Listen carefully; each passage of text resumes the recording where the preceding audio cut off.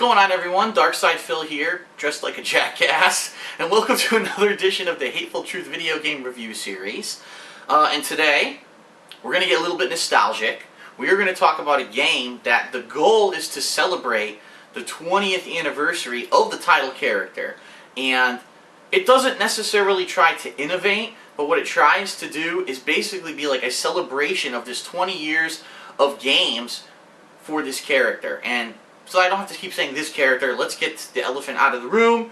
We're talking about Sonic Generations. And it's kind of weird because you might say, gee, wasn't there just a Sonic game last year, Sonic Colors for the Wii? And, you know, how was it that within a year that they developed this game? They didn't. Obviously what happened was, this is the 20th anniversary this year of Sonic, and they wanted to have like a big celebration for him. So they were actually developing the two games kind of at once. And Sonic Colors came out last year, and then they put some work into this one for this year. So you might want to say, so what is Sonic Generations? It's an interesting premise, okay? And really, the premise of the game is to take some of the basically fan favorite stages out of all of the history of Sonic the Hedgehog games. So we're talking the ones on the original Genesis, we're talking the ones on the Sega Dreamcast, and I believe also PlayStation 2/GameCube, and then the modern iterations of Sonic the Hedgehog for the past 5 years, and to take certain stages out of these games, okay, and basically try to faithfully recreate them for a new audience, first of all, for a lot of people who haven't played all the classic Sonic games. In some cases to just kind of remake them in HD and make them a little bit cooler and more polished, but also to create newer versions of these stages. There are actually two different Sonics that you play as during the game. There's classic Sonic, who actually resembles his old self from the 1990s when he was on the Sega Genesis. He's short, he's a little bit chubby, he, in this game, for whatever reason, doesn't talk, and we'll talk a little bit about how disappointed I was about that. I thought it was a really weird choice. And then you have modern Sonic, who looks just like the Sonic from the past 5 years in the HD era of Sonic the Hedgehog. And on each level that you play, basically you get to play two different versions. There's a 2D side-scrolling version that you get to play as classic Sonic, and then there's a fully 3D, you know, on-rails, running, grinding, doing all the crazy stuff that Sonic's been doing in his past 5 years since he hit HD.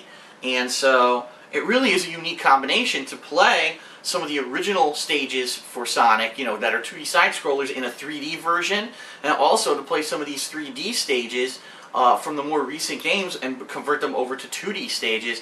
It really is pretty damn unique and interesting to see how they pull this off, okay?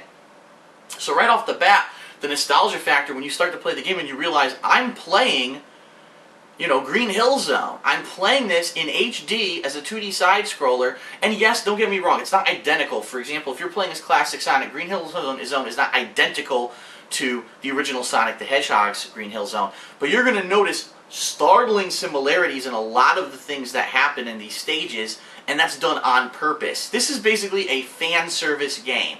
It's a game that really doesn't innovate, but what it does is it takes some of the best things out of the Sonic games from the past 20 years, recreates them, redoes them in full high definition, and really gives you a really awesome ride, in my opinion, being a Sonic fan. The thing is, I'm wondering, for people who aren't Sonic fans, if this game would really hit the mark. But we'll talk a little bit about that later, okay? So what's the plot of the game? The plot is that there's basically a time rift, and there is this giant demonic, you know, purple demon that seems to be pulling stages of previous Sonic games out of time and throwing them into this interdimensional rift where Sonic and all his friends are trapped. And it's Sonic's job to basically go to each one of these stages and beat them twice. Beat one stage with the 2D side-scrolling version, and then beat it again in the 3D version, and then that stage will be released from its time hole. A character who's been trapped from Sonic's past, and we're talking all kinds of characters. You've got Amy the Hedgehog, Tails, you've got Knuckles, so those are from the original era of games, but then they move on and they go to, you know, characters from Knuckles Chaotix, characters from you know, the further games like Silver, Shadow, from that era of Sonic games. All those characters are in this game, which is pretty neat. They don't have too much of a large role, maybe they'll help you in one stage or another, but it's cool to see that they basically pulled all the Sonic characters, all the continuity from the past 20 years, and slammed it all together in this game.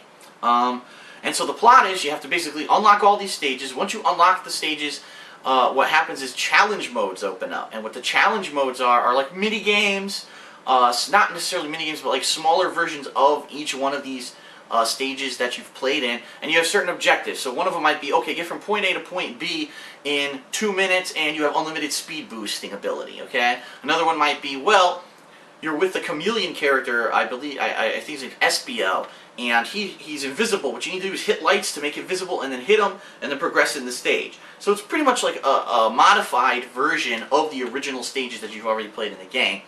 And what you need to do is do a couple of those. I think it's you have to do one per each stage, and once you do those, you can finally, once you collect 3 keys, which get unlocked when you beat these, you can finally fight a boss. And there are 4 bosses in the game. 3 of the bosses are, again, traditional Sonic bosses from games, other Sonic games. I don't want to spoil for anyone.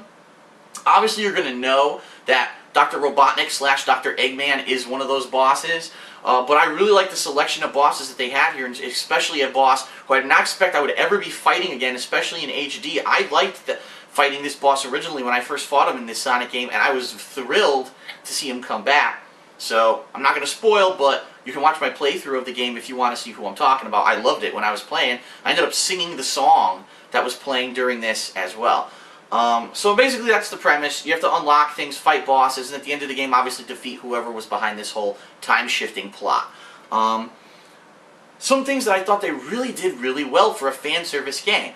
Every stage has completely remixed versions of the original track. So you go to Green Hill Zone, you're going to get 2 remixed versions of the Green Hill Zone theme, one for the 2D stage and one for the 3D stage, and it's just awesome to bring back this classic music and hear it in a new form. You know, so there's been fan-made remixes for the past 20 years. Now they finally officially did it for this game. So you got Green Hill Zone, Chemical Plant from Sonic 2, the Sky stage from Sonic & Knuckles. I forget what the actual name of it is, but that's it. And then you've got stages from both Sonic Adventure 1 and 2. You've got stages from Sonic Heroes, the 2006 HD Sonic game that was just called Sonic the Hedgehog, and it was god-awful and was panned by critics. You got a stage from that one. I have no idea why. They should have just fucking skipped it. Then they have a stage from Sonic Unleashed, and then finally, an actual stage from Sonic Colors. That's right, the game that's only a year old. They took a stage out of that, and they basically have this amalgamation. It's an HD remix of all these, and it's pretty damn fun. Another thing that I really like about the game, the humor has a lot of inside references. So if you've played Sonic games since day one, there's going to be a lot of jokes and things in here that you may not understand. Like at one point Sonic's referencing, oh, you know, we've gone from, you know, being on a space station to shutting down an intergalactic theme park. And those are references to actual Sonic games and things that happen in Sonic games. Another really cool thing is, obviously because there's 2 Sonics, there's going to be 2 Dr. Eggmans as well from the 2 different time periods. Now remember, in the United States, he used to be called Dr. Robotnik. He wasn't called Dr. Eggman until they started making the later on Sonic games. They changed his name over to Dr. Eggman. And it's actually a really cool joke in the game that I found really interesting, was that when they first show both Robotniks or both Eggmans at once, the old school classic Dr. Eggman says, oh, no one calls me Dr. Robotnik anymore, don't call me that. So it's kind of like a tongue-in-cheek, oh, you know, if you're an insider on the Sonic series, if you've been a fan, you understand that originally he was called Dr. Robotnik, then they changed it to Dr. Eggman, and so you understand why he has 2 names. I really like that about this. It's pure fan service for people who like Sonic the Hedgehog. This is your game. If you're a Sonic fan, this is your game, okay? Now, all that being said, all the positives that I just said, okay? Overall, what is the gameplay like? Well, the gameplay doesn't really accurately represent any of the games that the stages are taken out of. It really is new gameplay with a lot of this stuff. Even though you may see things that are very reminiscent of what happened in those original stages, the gameplay has been remixed. There's a lot of new elements in this stuff. The 2D stages play kind of like a semi-hybrid of the 2D Sonic games, plus there are still some 3D elements that are new and that put you for a spin in there. The 3D Sonic stages play pretty much like every 3D Sonic game for the past 10 years. Like, there's no difference here. You're going to have a speed boost, you're going to have a lock-on jumping 3D attacks, you can bounce off multiple enemies and such, and unfortunately, the gameplay suffers the same problems that Sonic has had since he jumped to the 3D realm. You're going to have times when all of a sudden the lock-on attack doesn't lock on properly, which causes you to jump off a ledge and you die instantly. You're going to have times when you go to use a speed boost and all of a sudden, oh, there was a bottomless pit there that you didn't know about because you didn't see it before, and you die instantly.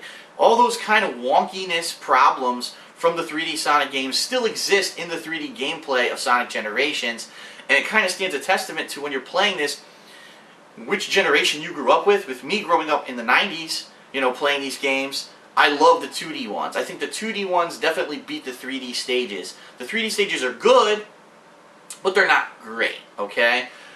People who didn't grow up with the 2D Sonic games may think that actually the 3D versions are better than the 2D versions.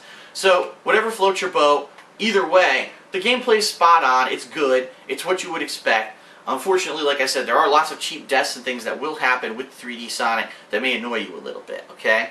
One complaint I have is that it actually seemed in certain portions of the game, the controls were delayed. And that's a little messed up, especially when you're doing 2D platforming with classic Sonic. You need to make that perfect jump. You need to be able to, you know, make that, because you know there's instant death looming, and sometimes you'll press it and it just won't come out right away, and it is a little frustrating. I'm not sure if it's because the game's in HD, you know what I mean? Like, I played Sonic Colors last year, and that was on the Wii, and I didn't seem to have those kind of problems, but then again, the Wii's not an HD console. Maybe the HD conversion of Sonic creates a little bit of input lag in the control scheme. I'm not sure, and it was also odd that I didn't experience it in every single stage. It seemed to be certain stages, maybe the graphical interface, maybe there's just so much going on with the graphics that the game unfortunately starts to slow down. I'm not sure, but it was a reoccurring problem that I did have with the game that did annoy me a little bit. The other thing that is a little bit disappointing is that the game actually only has 9 stages. There's only 9 stages. And then, of course, keep in mind there are 2 versions of each stage, but only 9 unique stages were chosen from all the history of Sonic games. There's only 4 boss battles, and I am going to let everyone know without spoiling, the last boss battle is a tremendous disappointment. It has nothing to do with the gameplay from any of the game up to that point. The game basically tries to explain to you what you're supposed to be doing through communication with all of Sonic's friends who you freed during the course of the game, but really all you do is just start yelling like, oh no, look, it's a homing attack, dodge that. Like, that's great, but what is my goal here? What am I supposed to be doing? Where should I be attacking this boss? I don't understand. And you will more than likely die a couple times trying to figure out what the hell you're supposed to be doing to kill this final boss until you do. And it's not that he's difficult, it's just that the game never explains, so you really don't know what the fuck you're supposed to be doing during this fight. But I have to say the other 3 boss fights I liked a lot. I think they're very reminiscent of the original boss fights that you had with these guys in the original games. But the problem being, since there's only 4 bosses, there's only 9 stages, and keep in mind, there's some things I didn't do. I did not do every single challenge mode, because there's a lot of them that are optional. For every stage, there's like maybe 4 or 5 different challenge maps that open up, but you only need to beat 1 of each one to fight the boss, so you don't really have to beat them all. If you did go back and beat them all, you could probably add maybe another hour, hour and a half to the gameplay of the game, but me beating the minimal amount of challenge maps needed, 2 versions of every stage, and beating every boss battle, didn't even last 5 hours. And for me, that's my major complaint about the game. It's too damn short. It's sweet when you're playing it. It's, you know, if you're a Sonic fan, you're going to love playing this game, even though it's short. And I'm still going to say this is a must-buy for any Sonic fan, because just, again, to hear these cool remix tracks, you're going to love the music of this game. To replay these classic stages in different versions, amazing. I mean, it's so much fun as a Sonic fan. But outside of that nostalgia factor, if there were, let me put it to you this way, if there were no nostalgia factor, if this weren't called Sonic Generations, if this was just Sonic something else, and these were all new stages and not classic stages, and didn't have all that remix music, and you weren't doing these nostalgic boss fights, I probably wouldn't like this game that much, because there's really no innovation here. It's just some 2D Sonic gameplay, some remade 3D Sonic stages with the same problems that it always had. It's the same kind of gameplay, and it's too short. It's too short-lived. The game, again, a Sonic game, why on earth only 4.5 hours? Why? It's a retail release for $60. I understand, oh, well, you know, it's a platformer or whatever, and we wouldn't want it to be, you know, too short or too long-winded. It's still unacceptable. For $60, this game needed to be longer, and it's just too damn short. It's short, but it's sweet when you're playing it, but it's still too damn short. So, overall, what do I think about the game? I think this is, like I said, a must-buy for Sonic fans. It's an awesome celebration, 20 years of Sonic. I think it's a perfect way to do it. And it's very interesting the way that they really did take care to recreate some of the best like spot pieces and things that were ever happening in these Sonic games, in these remakes of the stages. And I like it a lot. Me being a Sonic fan, I like this game a hell of a lot, okay? For someone who's not a Sonic fan, you're probably not going to like this game that much. You're going to feel it's too short. The gameplay has been there, done that. And if you're not nostalgic, if you don't like these remixes and these classic boss fights and these things you're doing over again, you're going to be like, you know, it's okay. So I can understand the two sides of the fence. And what I'm going to do is I'm going to review it twice. I'm going to be honest with everyone on what you would score the game if you're a Sonic fan and what you're not. So me being a Sonic fan, okay, and loving what they did with this game, I give this game an 8 out of 10, okay? Being a hardcore Sonic fan, if you like Sonic, you will love this game. It's a buy. You need to get it, okay? And some other cool things that I do want to note before I review it for everyone else, if you did pre-order this game, you got so many DLCs that were free, it was ridiculous. I got a Sonic Generations theme for my Xbox dashboard, a Supersonic avatar, which makes my guy look completely ridiculous, completely head-to-toe yellow hot hedgehog outfit, okay?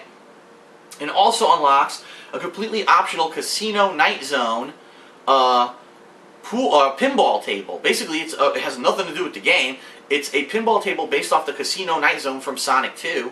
And it's fun as hell to play. I played it for like 30-40 minutes before I lost, and it was great to have that added content. So if you pre-ordered the game, you got a lot of cool bonuses. I don't know if they're ever going to release that for anyone else, but that's really cool that they added that in there as well. But for everyone else who's not a Sonic fan, you're probably going to say this is an average game. Maybe you'll think a little bit that it's you know, okay, it's pretty cool the way that they're implementing this stuff, but honestly for me, I think this game, the gameplay is actually a step back from Sonic Colors. I think Sonic Colors last year, Sega did a lot of things right, okay? It was an integration of the 2D and 3D style gameplay that seamlessly went back and forth during certain stages, plus you had different special abilities due to the aliens, the colored aliens that were in the game. It really gave the game a little extra edge that I felt the game needed to go to the next step, the next level. Sonic Generations kind of takes a step back. Even in the Sonic Colors stage that is recreated in this game, you don't use the colors basically the same way that you did in that game. It's a little bit different. They try to basically streamline it, and it's really a step back that not every stage has that kind of extra gameplay. It really seems like they wanted to be accurate to some of the gameplay from those older Sonic games.